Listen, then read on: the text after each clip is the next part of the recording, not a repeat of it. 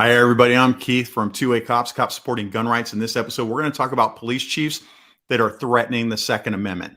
And we're going to go over specifically what the International Association of Chiefs of Police have put out in their gun control positions. And it scares the absolute crap out of me.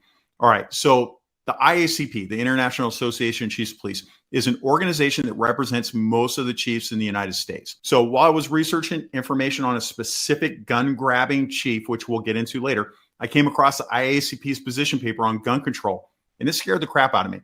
On a side note, the International Association of Chiefs of Police, emphasize the international, has members from 165 different countries, 164 of which don't have a Second Amendment.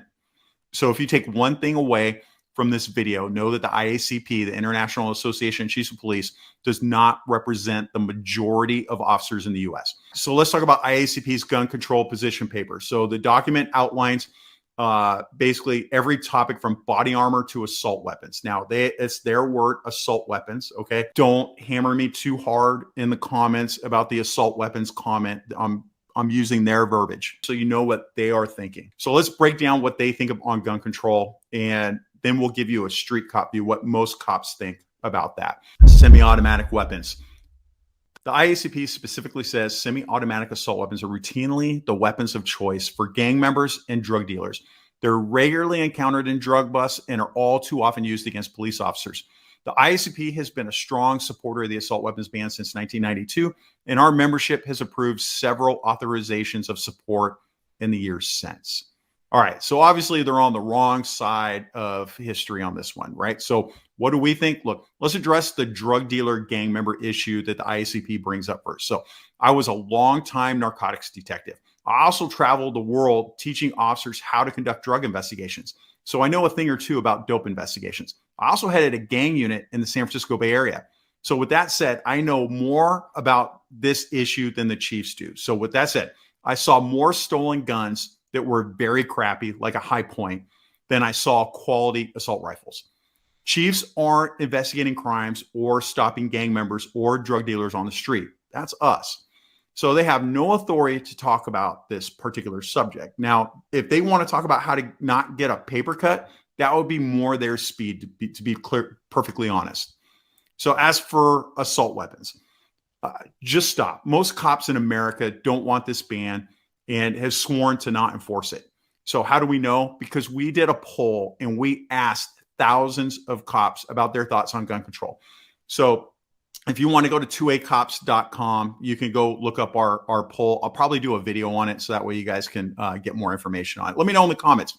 Do you want that video? Do you want it as a video? Do you want to hear what cops think about it in our poll and what we did? Let us know. All right. So besides the Second Amendment, it's pretty clear on gun ownership and assault weapons. And the Bruin decision really drove that point home. So enough said. Let's move on. Firearms enforcement. The IACP urges that they specifically said the IACP urges Congress to increase resources to better allow state, local, and tribal law enforcement agencies and the Department of Justice to enable greater prosecution of individuals for Brady Act violations. What does it really mean? All right. So basically, an FFL does a background check on you. If the check doesn't come back in time, the FFL has to hang on to the weapon until the background check is clear. Now, in some states, you can get the gun after the Brady period. So if you live in a communist state, you could be waiting for a long time. Now, look, to be clear, I can run a person's name and get their rap sheet in seconds. It's been that way since I was hired in 1988. I can do it on my cell phone now. So if the federal government can't give a return while you're buying a gun, that's their problem. It's not yours. All right, so I'm disappointed with this one. Now, I thought the IACP was going to say that we need to go after criminals with guns, but instead they took this in a different direction. Firearms offender registry. My God, seriously, they want this. This is what they say specifically. The reduction of firearms-related violent crime has been and continues to be a major goal of the IACP. Studies have shown that firearm offenders have a higher recidivist rate for committing other firearms-related violent crime with firearms than the rate for sexual offenders. Therefore, the IACP supports creating a federal registry similar to the sexual offender registry for offenders who have been previously convicted of a felony firearm violation or a misdemeanor that involve violent or threatening acts with firearms. All right, so what do street cops think? The people that answer your 911 call, what do they think? I'm focusing on one thing here, a federal registry. Why do we need a federal registry like a sex offender registry? Now, I can find out anyone's violent criminal history solely by running a rap sheet check on them.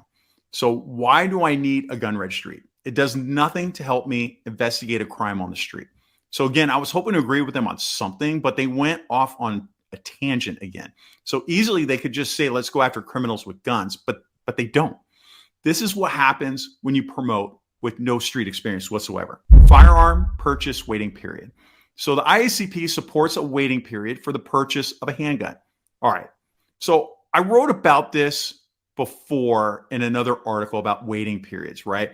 I remember going to a gun store in the city where I worked. I was in uniform carrying a Glock 35 on my hip, a Glock 43 in my pocket, an H&K 416 was in my trunk along with an Accuracy International 308. I still had to wait a 10-day cooling off period. Now, rest assured, the cooling off period did nothing to protect the good citizens of California. I was talking to a man that was next to me in line, and we talked about what guns we owned. Now, suffice it to say, the man next to me didn't need a cooling off period either. All right. He already had ready access to all sorts of firearms, including his legally carried concealed weapon. He's carrying a concealed weapon with him, standing with me in line, but he's got to wait a 10-day waiting period. It doesn't make sense. Again, California was safer with these great men and women possessing their firearms. Suppressing their rights and making them wait 10 days did nothing to protect the public. Now, I worked a case once where a young lady was suicidal. She went to a local gun shop, bought a .357 revolver, bought some ammunition, and then she left. 10 days later, she returned to the shop, picked up her handgun, and then went home and killed herself. Absolutely tragic, right? It was a horrible scene to work. I'll never forget just what happened at that home. I'll never get it out of my head. But that 10-day waiting period did not help protect her. She had a plan and she carried it out. Now, IACP wanted to come in on the gun show loophole, right? So the IACP said that they oppose any legislation that would limit or reduce the ability of our nation's law enforcement agencies to combat the sale of illegal guns. So basically, they're saying we need to limit our country's rights so that law enforcement can combat crime. No, it doesn't work like that. We should not be punishing American citizens to make law enforcement have an easy time investigating crime. You investigate illegal sales by doing undercover investigations and follow-up, kind of like how we're doing it right now. But again, chiefs are administrative people with little investigative experience, and they wouldn't know that. Possession and transfer of certain firearm accessories. So IACP says that they support legislation that prohibits the possession, import, manufacture, transfer, and sale of trigger cranks, bump fire devices, and similar attachments and accessories designed to increase or modify semi-automatic firearms to automatic weapons. All right. I've investigated 0 cases where a bump stock or any similar device was used in a crime. Now, look, I know that a bump stock was used during the Las Vegas shooting. Can you imagine how many more people would have been killed had he not used that bump stock? Accurate fire would have killed many more people. Also, a bump stock didn't kill those people. A man did. So many people ask how I can support the Second Amendment when so many of my friends have been murdered. Now, Matt, our co-creator here at 2A Cops, and I addressed this one specific issue in a podcast episode. I'm going to put the podcast episode in the show notes and go ahead and so that way you can listen to it later. Now, at this point, we're going to keep going with some more things, but if you like this content, then please hit the subscribe button and please hit that like button. You got to let the algorithm know that other people need to see what we're doing here. All right, silencers. All right, so the IACP opposes any efforts to remove silencers from the purview of the National Firearms Act, in which these devices have been registered under since 1934.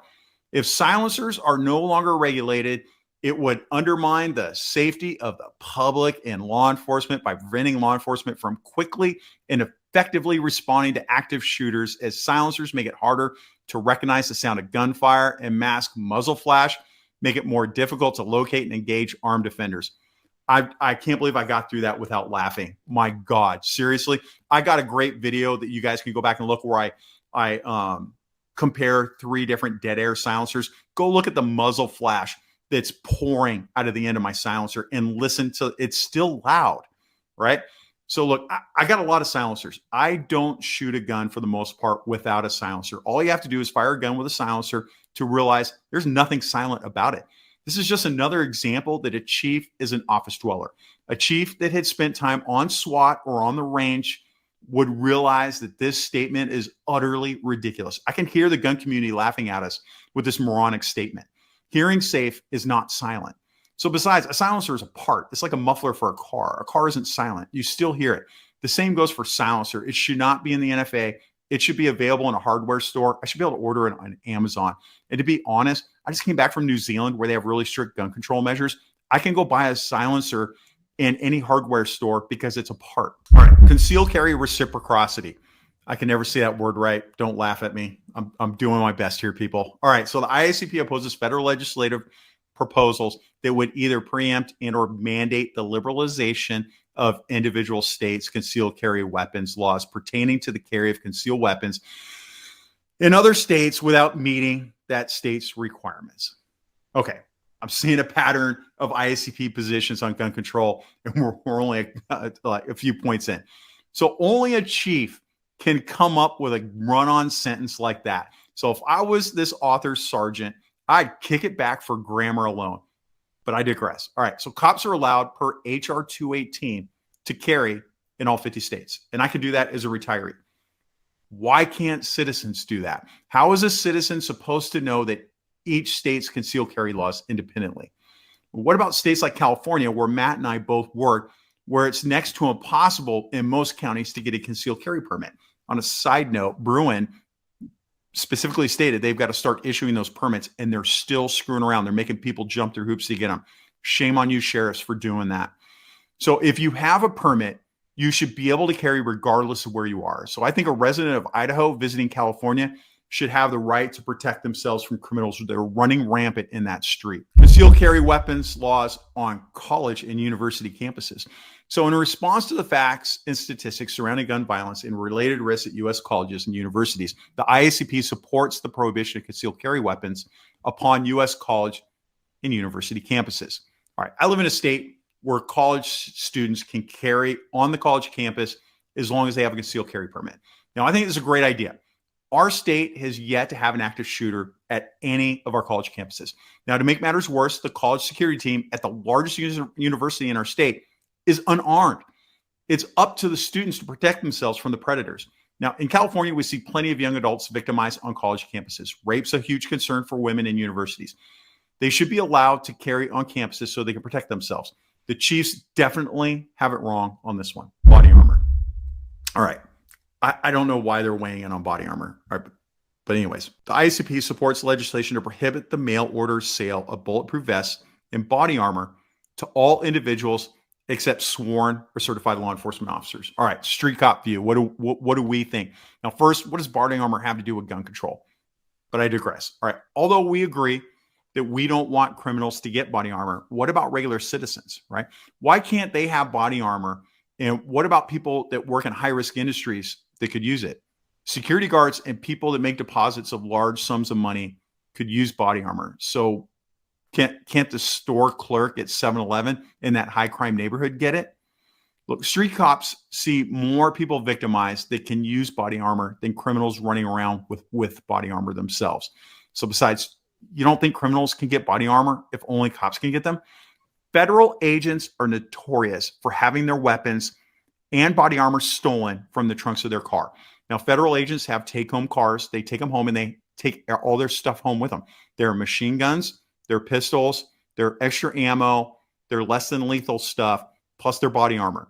They get broken into constantly. Go look at some of the news reports about it. They'll get it.